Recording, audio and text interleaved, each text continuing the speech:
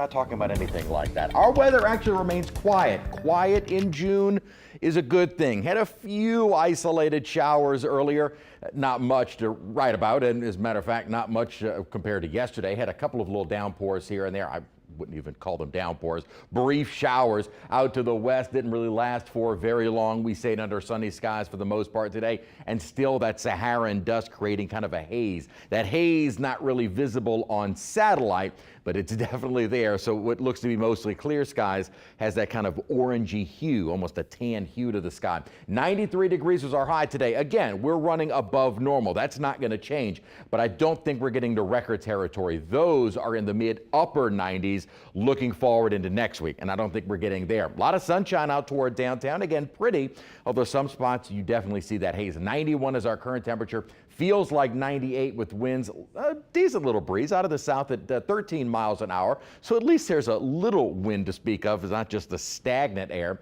Still in the 90s across the area with high heat indices. Many of us feeling like more the upper 90s and lower triple digits. Not quite into the territory where a heat advisory was needed, but still plenty hot. Looking at tomorrow's forecast, Lockport 94 degrees. May see a few more isolated showers around the area. And that's not a guarantee that you will see rain, but at least a better opportunity. And that would also help to mix the atmosphere and kind of settle some of the dust, because there is another air quality alert for Wednesday. Still in effect right now and will be in effect for tomorrow, as we're still getting this surge of Saharan dust mixing in.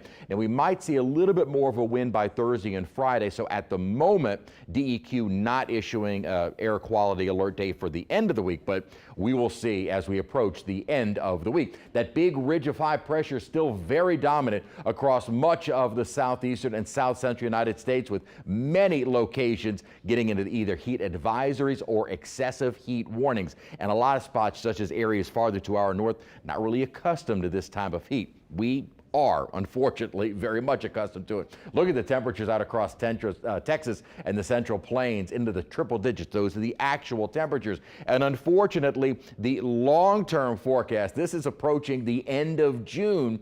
It looks like we will remain above normal. Higher likelihood of us staying above normal, as it looks like this upper pattern not really breaking down anytime soon. The only thing that may help us out is that the position of the high toward the end of the week may allow these weak little disturbances to move our way from the east, so we might start to see a few more scattered showers. Not a great deal of rainfall, but at least a little bit more. Then by the end of the weekend, early next week, that high settles right on top of us, and that will really put a cap on any kind of rain and likely send our high temperatures more into the mid 90s, fairly widespread. So going into tomorrow, a few pop-up showers here and there, and again, notice these little disturbances may be coming in from the east and kind of helping out our rain coverage. Not necessarily a wet day any day coming up, but at least a better opportunity for a few more cooling showers that looks to take us into the start of the weekend. Checking out the tropics, the kind of increased chance of development in the next several days from that area in the western Caribbean. Now we're starting to actually see some broad circulation. No real organization with it at this time,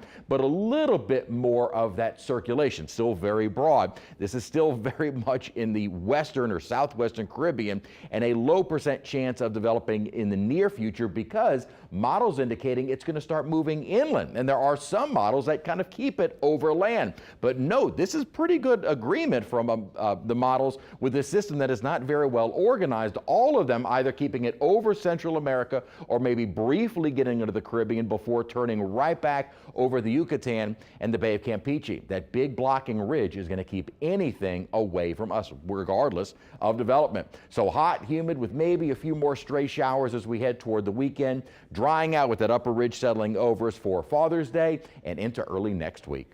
All right, Chris, thanks so much. We're still waiting for the next